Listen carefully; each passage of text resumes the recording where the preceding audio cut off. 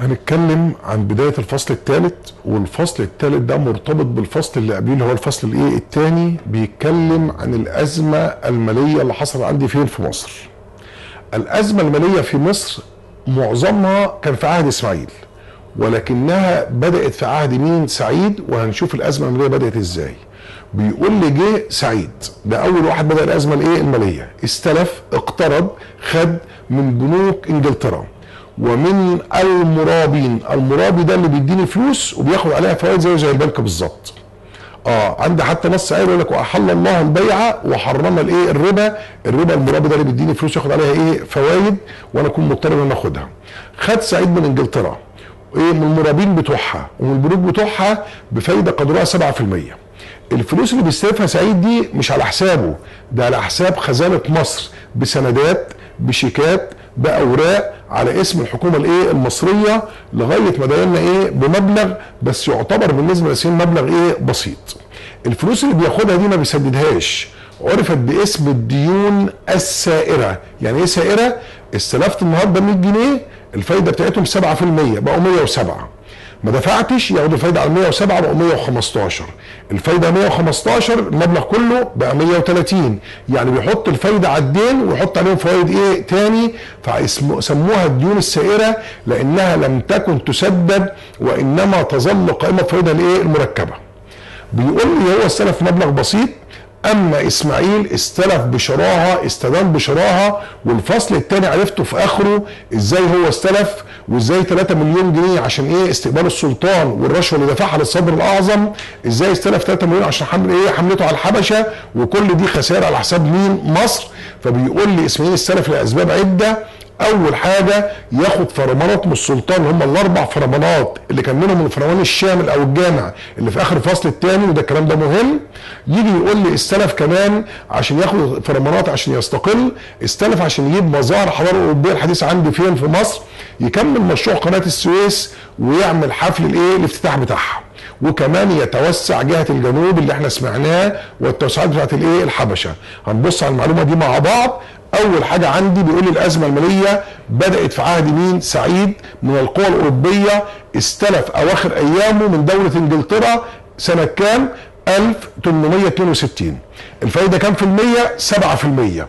بيقول لي خد من المرابين بسندات بتحرر باسم الخزانه المصريه، مش على اسمه هو، عرفت باسم الديون السائره، وممكن اتسال فيها سميت بالديون السائره، اقول انها لم تكن تسدد وانما تظل قيمه فوائدها المركبه. هشوف اسماعيل استلف ليه هو كمان. بيقول لي برضه هو كمان استلف وبشراهه عشان مشروع قناه السويس وحفل الافتتاح، ياخد فرمانات من السلطان عشان يحقق قدر من الاستقلال، يدخل مظاهر الحضاره الاوروبيه الحديثه في مصر. هنشوف بقى حته ثانيه كده مع بعض. بيقول اسماعيل خد وما استلفش وما سددش، استلف والراجل وما سددش. لما اسماعيل ما سددش اللي حصل؟ كل مجموعه من المرابين او البنوك راحوا لحكومتهم، الحقوا احنا لينا عند اسماعيل فلوس وما اديناش فلوسنا.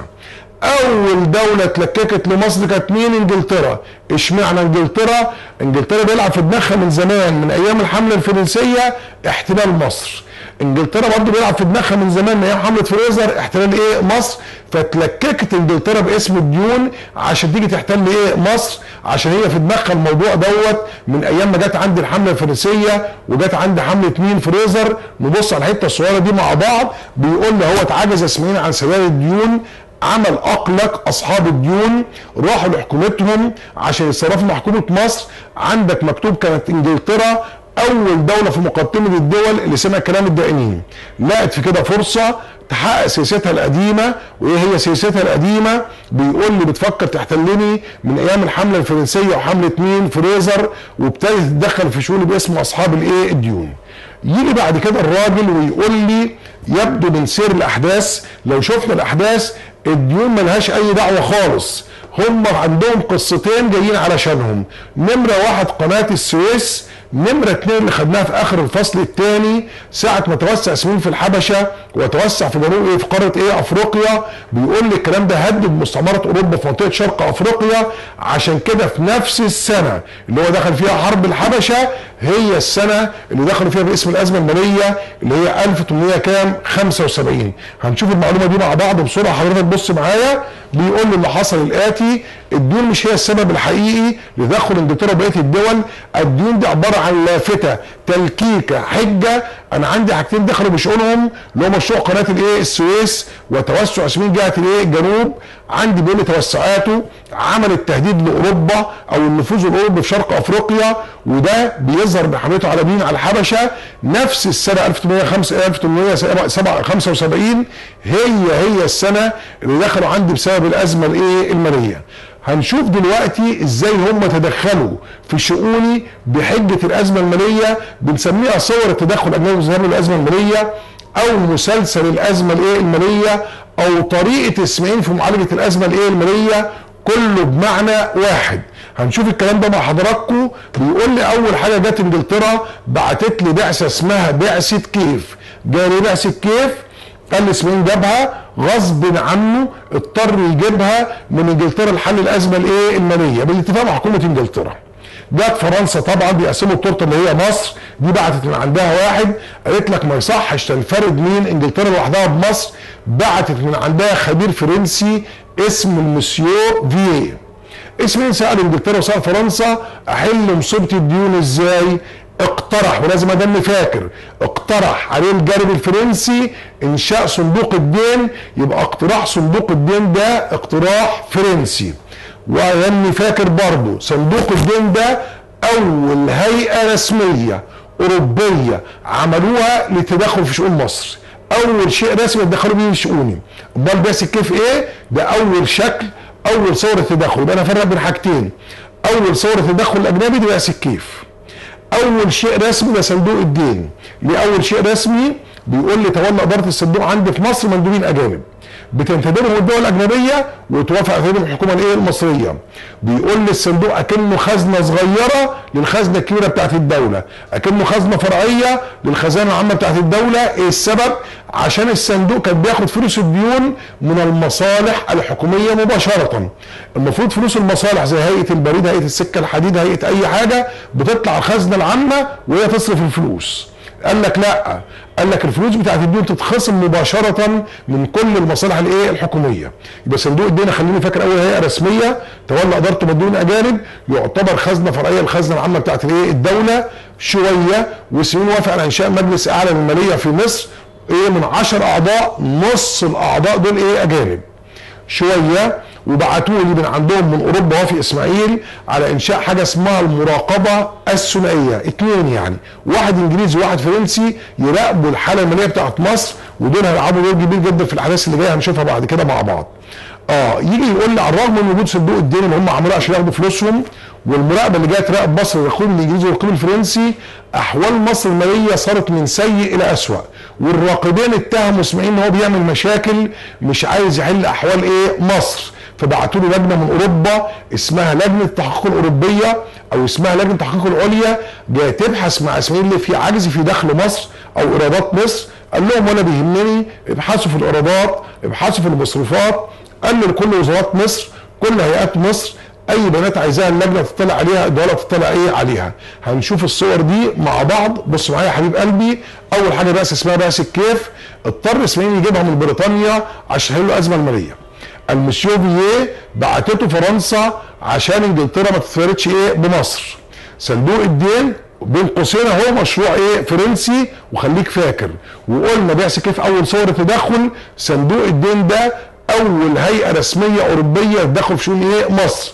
عندك الف بتقول لك تولى ادارته مندوبين اجانب تنتدبهم الدول الاجنبيه وتوافق عليهم الحكومه المصريه. عندك جيم بيقول لك عباره عن خزنه فرعيه للخزنه العامه بتاعت الدوله بتستلم مبالغ الديون بمصالح حكوميه مباشره. هنكمل بقيه الموضوع بتاع المسلسل. قلنا بعد كده وافق على انشاء مجلس اعلى للماليه من 10 اعضاء نصهم اجانب.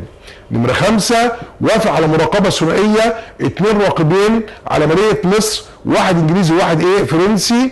قلنا على رغم وجود المراقبة الثنائية ووجود صندوق الدين صارت احوال مالية من سيء الى اسوأ، فبعتوا لجنة اسمها لجنة التحقيق الاوروبية او لجنة التحقيق العليا. وعندك رقم ب هي بيقول لك اقترح الراقبين واعضاء صندوق الدين تأليف لجنة تحقيق اوروبية تفحص مع الحكومه الماليه الماليه بتاعت مصر وتعرف اسباب العجز في الايرادات والمصروفات. اسمين اصدر قرار عندي في رقم ج تشرف على الايرادات والمصروفات ويقدموا لها كل الاوراق.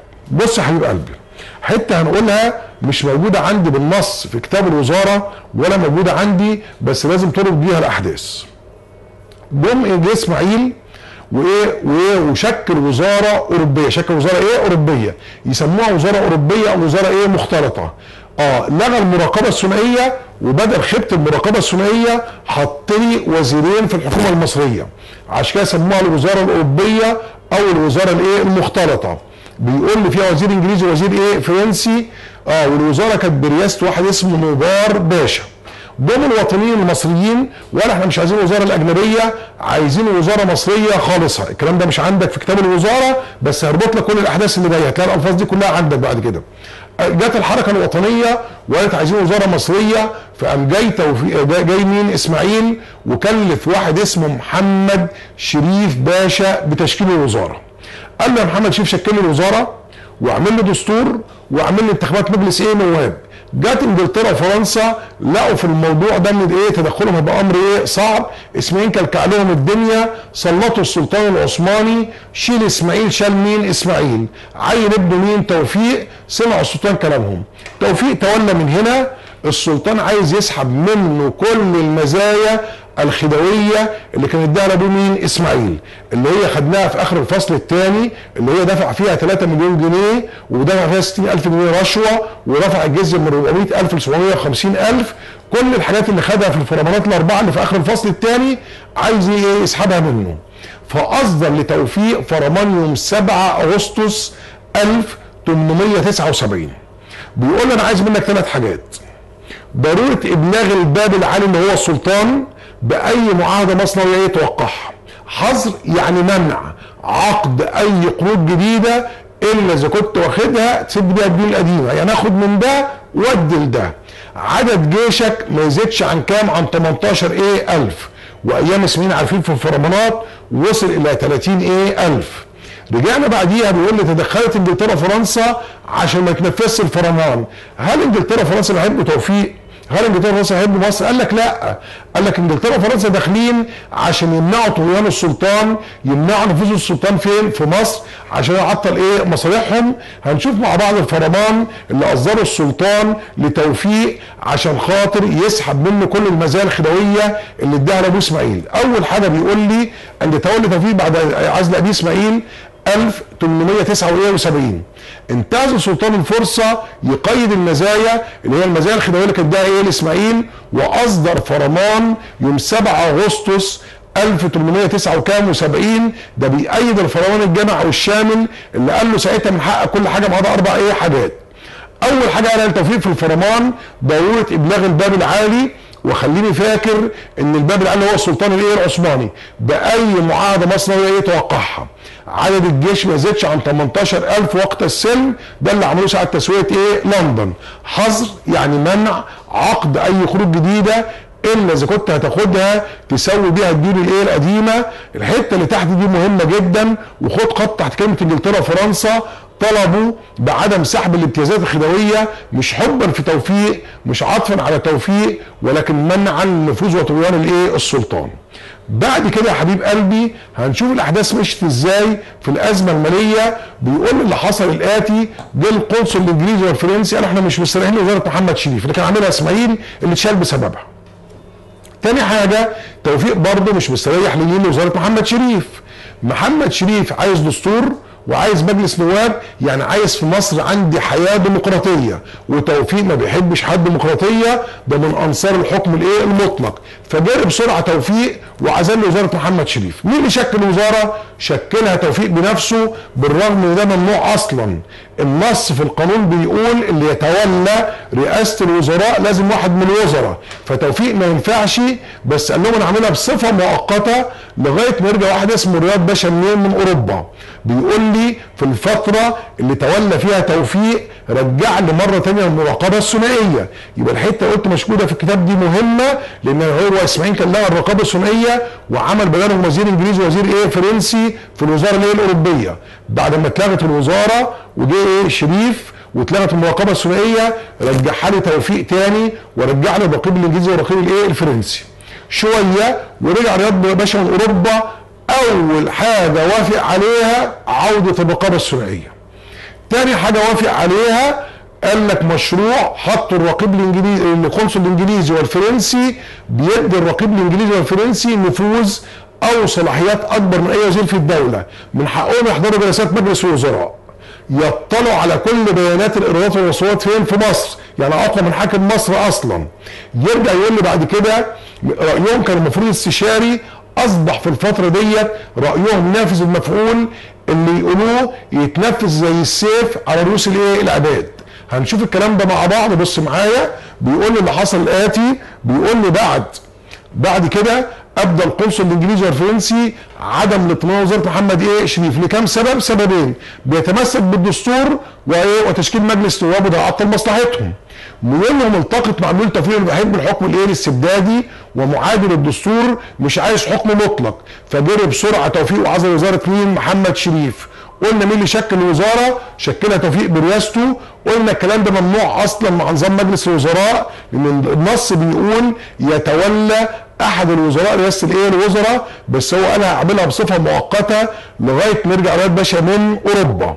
رجع له هو توفيق، اعاد توفيق الرقابه الثنائيه، واللي كانت وقفت لما دخلوا وزير انجليزي ووزير فرنسي، قلنا عليها اللي عملها اسماعيل قبل وزاره محمد شريف. شويه وقلنا رجع عند رياض باشا من انصار الحكم المطلق، معادل الدستور، خضع للاوروبيين، وافق على عوده الرقابه الثنائيه. اول حاجه وافق على مشروع حطه القنصل الانجليزي والفرنسي، ادى الراقبين نفوذ او صلاحيات اكبر من وزير اي وزير في الدوله، يحضروا جلسات مجلس الوزراء، يطلعوا على بيانات الايرادات والمصروفات. رايهم بعد ما كان استشاري اصبح رايهم نافذ المفعول. نيجي نشوف بعد كده الرقابه الثنائيه لما اتنظمت بالشكل ده عملت في مصر؟ خربت بيت مصر ازاي؟ الشعب مصر اتخنق من الرقابه الثنائيه ازاي؟ عملوا 3 حاجات زعلوا شعب مصر. باعوا رصيد مصر ارباح قناه السويس، الغوا قانون اسمه قانون المقابله، احنا عارفينه خدناه في الفصل اللي فات، اصدروا قانون اسمه قانون تصفيه. الرقابه الثنائيه اللي رجعت تاني اصدرت 3 حاجات صعبين جدا بالنسبه لمصر. باعوا رصيد مصر بارباح قناه السويس كانت بمقدار 15%، وعارفين الكلام دوت في نص الفصل اللي فات. باعوها لاتحاد الماليين بباريس او اسمه البنك العقاري الفرنسي وفاء بجزء من الديون، وقبل كده اسماعيل باع الاسهم، فاصبحت مصر بعد 10 سنين القناه على ارض مصر ولا تملك مصر فيها اي شيء. قانون المقابله ده فكركم بيه اللي فات، اللي كان اصدره اسماعيل، اللي قال الفلاح اللي يدفع كام مره؟ 6 مرات الضريبه المقرره، يعفى من نصف الضريبه بصفه مستمره، ويملك الارض ملكيه قانونيه. الدوله عملت القانون دوت سنه 1871 وكان اختياري، اللي يشترك يشترك، ما يشتركش ما يشتركش. جت بعد كده الدوله عملته 1873 اجباري. جت الرقابه الثنائيه 1880 الناس ما لحقتش والغت قانون المقابله، يعني الناس دفعت واستدانت عشان تملك الارض، والدوله عملت ده عشان تجمع اكبر قدر من المال، وجت بمنتهى السهوله لغايه المراقبه الثنائيه. ثالث حاجه اصدروا قانون اسمه قانون التصفيه، والقانون دوت عملوا لجنه من معظم الدول ليها ديون، حطت لي في مصر نظام مالي. نظام مالي. حطته سنه كام؟ 1880. النظام ده قعد من 1880 لغايه 1900 وكام و4. النظام اللي يقدر يحدد حاجتين، بيقول لي نص دخل مصر يروح لصالح الديون والباقي للحكومه والشعب، يعني مصر دخلها 100 جنيه 50 للديون والشعب ياكل في بعضه بال50 التانيين. تاني حاجه توضع املاك اسماعيل وكان اسمها املاك الدائره السنيه، وتوضع املاك الاسره وكان اسمها املاك الدينيين تحت اداره دوليه، لان هم كانوا السبب في الدين. يبقى انا عندي المراقبه عملت كام حاجه؟ 3. باعوا رصيد مصر ارباح قناه السويس، الغوا قانون المقابله، اصدروا قانون التصفيه، وهنشوف الكلام ده بالنص. بص معايا، بيقول لي اول حاجه بيع نصيب مصر ارباح قناه، قلنا كانت بمقدار كام؟ 15%. باعوها لاتحاد الماليين بباريس او كان اسمه البنك العقاري الفرنسي وفاء بالديون. جنبيها بيقول لك وكان اسمين باع عليه الاسهم، واصبحت مصر لا تملك شيء في القناه. الكلام ده بعد 10 سنين من افتتاح القناه. قالوا قانون المقابله سنه 1880. القانون ده اللي قلنا اسماعيل كان بيعمل ايه؟ الفلاح اللي يدفع 6 مرات الضريبه يعفى من نصف الضريبه، وكان اختياري سنه 1971 اجباري سنه 1800 كام؟ 73. وده كان عشان الحكومه تجمع اكبر قدر من المال والفلاحين كانوا يستقروا في الارض الايه؟ الزراعيه. بعد كده ثالث حاجه عملوها اصدروا قانون الايه؟ التصفيه. عملوا لجنه دوليه من معظم الدول اللي الايه؟ الديون، عرفت باسم لجنه الايه؟ التصفيه. اصدرت قانون او اصدرت نظام مالي من سنه 1880 قعد لغايه 1904. اهم احكامه حاجتين عندي: تحدد نفقات الحكومه السنويه باقل من نصف الايرادات والباقي لحساب الدين العام. توضع املاك الدائره السنيه او ممكن نقول عليها الدائره ايه؟ السنيه او السنيه، بتتقال كده او تتقال كده، اللي هي املاك اسماعيل تحت اداره دوليه. واملاك الدوليين اللي هي املاك الايه؟ الاسره، بيقول لي تتحط تحت اداره ايه؟ دوليه، لان دول السبب فين؟ في الديون. بيقول لي احنا بكده خلصنا ايه؟ اول درس في الفصل الايه؟ الثالث، وباذن الله نلتقي في حلقات اخرى ونكمل بقيه الدروس. اهم حاجه ان انتوا تذاكروا وتراجعوا اللي فات وتحفظوا كويس، وربنا يوفقكم. شكرا.